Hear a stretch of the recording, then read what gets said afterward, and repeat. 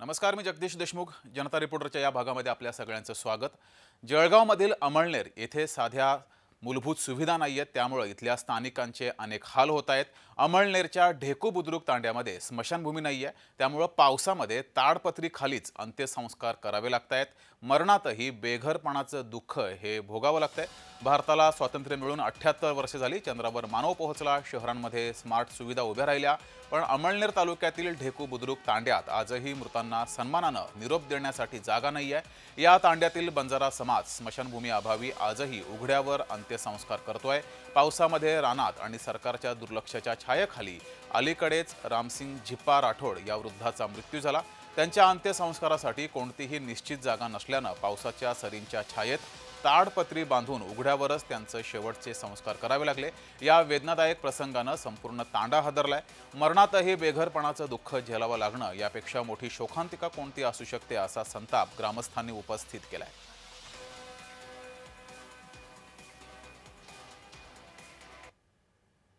माननीय साहेब, आमचं ढेकू बुद्रुक तांडा हे 60-70 घराचे वस्तीचे बंजारा समाजाचे गाव आहे. इथे लागून हा पहिले गावठाणची जागा होती. इथं आम्ही 50-60 वर्षापासून आमचे पूर्वज इथं प्रे जाळायचे.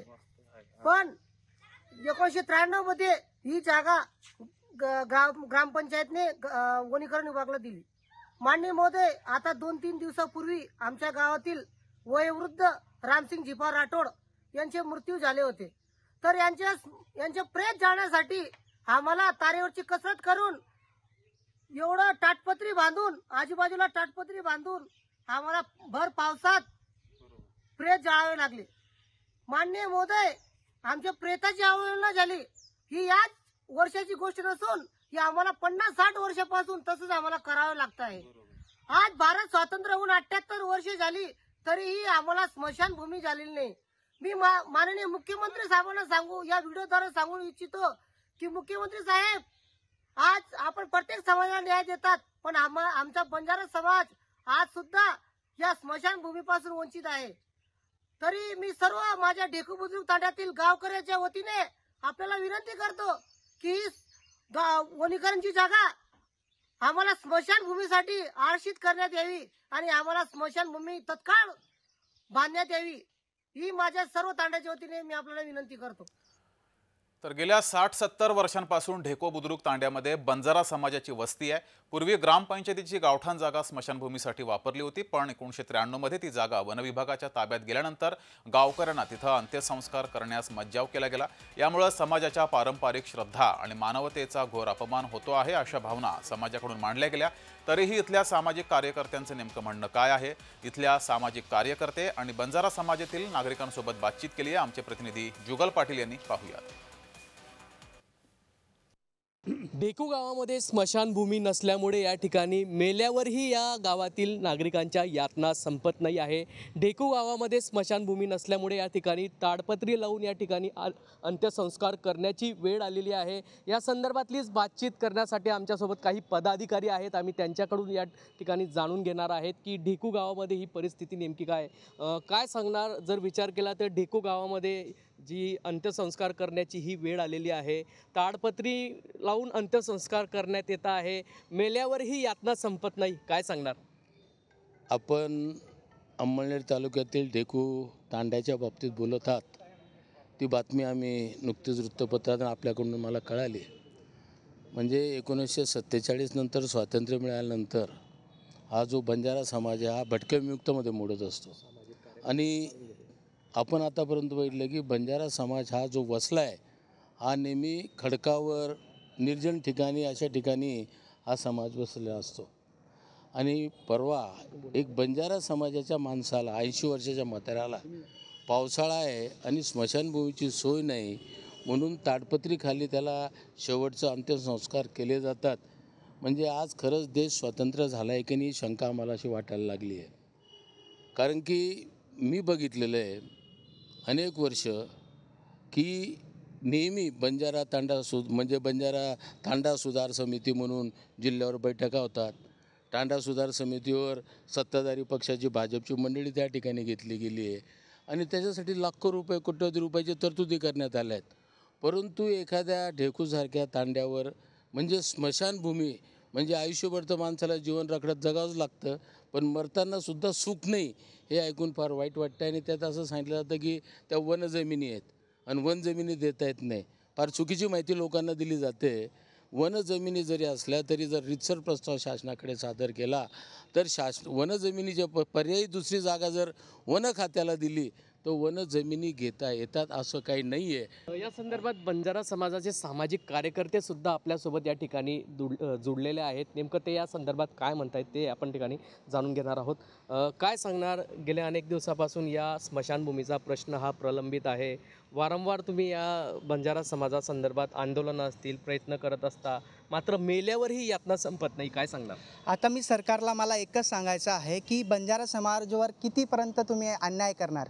आज बंजारा समाजावर तुम्ही लाखोच्या कोटीने तुम्ही पोहरादेवी असेल, गोदरी कुंभमेळा असेल, तिथं हजारो कोटी रुपये तुम्ही खर्च करतात आणि आज आमच्या बंजारा समाजावर 80 वर्षाच्या म्हाताराला ताडपत्रीमध्ये जाळावं लागतं. ही आमच्या बंजारा समाजाची दुर्दैवाची गोष्ट आहे. कारण की बंजारा समाजावर राजकारण केला जातो आणि समाजाच्या 80 वर्षाच्या म्हाताऱ्याला साधं स्मशानभूमी नाही. जर त्या पद्धतीने जर असे लढत असेल आणि समाजावर नुसतं पैसे कमवत असणार आणि फक्त समाजाला न्याय दिला जात नसाल तर या सरकारला मी बंजारा समाजाचा कार्यकर्ता म्हणून मी आव्हान करू इच्छितो की तुम्ही आमच्या बंजारा समाजावर फक्त राजकारण करू नका. बंजारा समाजाला तुम्ही न्याय द्या. कारण की तुम्ही पोहरादेवी असेल, गोदरी कुंभमेळा असेल, तिथं हजारो कोटीने खर्च करतात आणि अंमळनेर तालुक्यामधला ढेकू या गावामध्ये जर 80 वर्षाचा म्हातारा मरून मेल्यानंतर सुद्धा त्याला ताडपत्रीच्या खाली आम्हाला जाळावं लागतं, तरी आमच्या बंजारा समाजासाठी होणारा खूप मोठा अन्याय आहे. जय महाराष्ट्र न्यूजच्या जनता रिपोर्टरच्या माध्यमातून या ठिकाणी प्रशासन नेमकी या संदर्भात काय भूमिका घेतं हे पाहणं महत्त्वाचं ठरणार आहे. जुगल पाटील, जय महाराष्ट्र न्यूज, जळगाव. तर बंजारा परंपरेनुसार पूर्वजांचे जिथं अंत्यसंस्कार होतात तिथंच पुढील पिढ्यांचेही व्हावेत असा दृढ विश्वास बंजारा समाजाचा आहे. पण शासनाच्या उदासीनतेमुळे दरवर्षी पावसाळ्यामध्ये ग्रामस्थांना मृतदेह घेऊन उघड्यावर ताटकळत बसावं लागतं. ही केवळ सुविधा नसलेली समस्या नाही, तर ही संवेदना, परंपरा आणि माणुसकी यांची उपेक्षा आहे. ग्रामस्थांनी वन विभागाकडे मूळ जागा परत मिळावी किंवा नवीन स्मशानभूमीची जागा निश्चित करून पायाभूत सुविधा उभाराव्यात अशी मागणी केली आहे. लोकप्रतिनिधींनी सुद्धा आणि प्रशासनानंही या तातडीच्या प्रश्नाकडे गांभीर्यानं पाहण्याची आज अत्यंत गरज आहे अशी ही मागणी ग्रामस्थांनी केली आहे. तर यावर राजकारण्यांच्या सुद्धा प्रतिक्रिया समोर आलेल्या आहेत, त्या पाहूयात.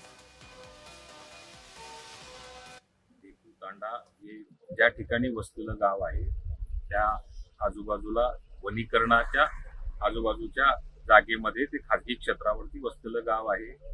गेल्या अनेक वर्षापासून सातत्याने वनीकरणाकरता ह्या छोट्या तांड्याकरता एक स्मशानभूमी करता जागा उपलब्ध व्हावी असा मी स्वतः प्रयत्न करतोय. परंतु वनीकरणाकडनं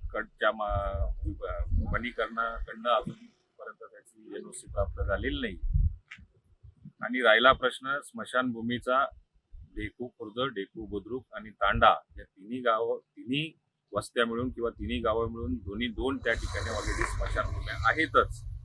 परंतु परंपरेनुसार गावाला ज्या ठिकाणी सोयीचं वाटतं किंवा श्रद्धा ज्या ठिकाणी असते त्या ठिकाणी अंतिम संस्कार ते लोक करत असतात.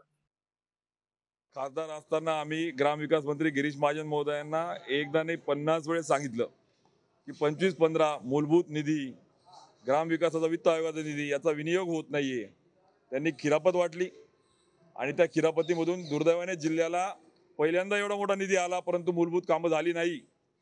त्याच्यातून शेण खाल्ल्या गेलं आणि परिणाम स्वरूप आज आपण बघतोय ढेकूसारखी अवस्था त्या ठिकाणी आहे. याचा खेद आहे की ग्रामविकास सारखं कॅबिनेटचं मंत्री, ज्याला मूलभूतचं 25-15चं हेड, वित्त आयोगाचा जो निधी केंद्र सरकारकडून थेट ग्रामपंचायतला येत असताना ग्रामविकास मंत्र्यांना जिल्हा परिषदेच्या बैठका घ्यायला वेळ नाही, निधी खर्चित अखर्चित बघायला वेळ नाही, मूलभूतची कामं होत आहेत का नाही बघायला वेळ नाही, फक्त खिरापतीसारखी वाटायची, टक्केवारी घ्यायची आणि त्याच्यातून राजकारण करायचं. आणि म्हणून आज ढेकू सारखी परिस्थिती जी होते याला जबाबदार ग्रामविकास मंत्री गिरीश महाजन सारखे आणि स्थानिक आमदार की जे सत्ताधारी मंत्री राहिलेत ते मुदत पुनर्वसन. आता ही कसलं पुनर्वसन, मेल्यानंतर पुनर्वसन करणार का तुम्ही आता? त्यामुळे दुर्दैव याचा निषेध आम्ही करतो.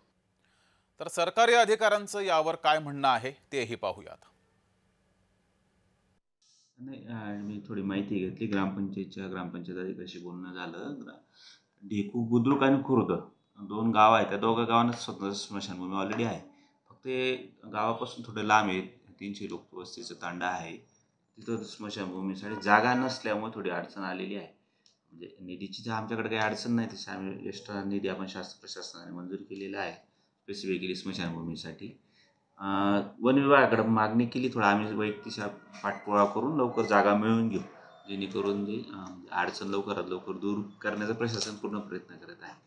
गेल्या अनेक दिवसापासून या ठिकाणी ही समस्या आहे. वारंवार प्रशासनाकडे दाद मागितली जाते, मात्र अद्यापही कुठल्याही प्रकारचं या ठिकाणी नागरिकांचं म्हणणं आहे प्रशासनाने गांभीर्याने घेतलं. ॲक्च्युली एक आहे की याच्या आता या 2-3 दिवसापासून जरा म्हणजे मीडियामध्ये बातमी आल्यामुळे आमचं बी लक्ष त्याच्याकडे वेधलं गेलेलंच आहे.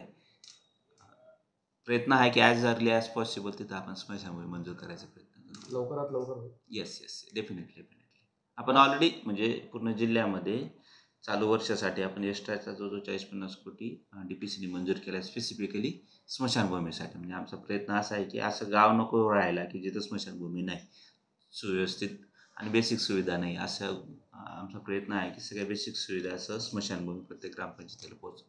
म्हणजे हाय ऑलरेडी प्रस्तावित आहे आणि करतो पण आहोत. आपण मागच्या वर्षी पण आपण जो 200 स्मशानभूमी मंजूर केलेले आहेत, त्याचे कामं पण अंतिम टप्प्यात आहे. चालू वर्षी आपण कमीत कमी 300+ आम्ही स्मशानभूमी मंजूर करतो आहोत आणि काम करून घेतो. तर या गावाला जोपर्यंत स्मशानभूमी मिळत नाही तोपर्यंत जय महाराष्ट्र न्यूज या बातमीचा पाठपुरावा करत राहील आणि या गावाला लवकरात लवकर स्मशानभूमी मिळावी हीच अपेक्षा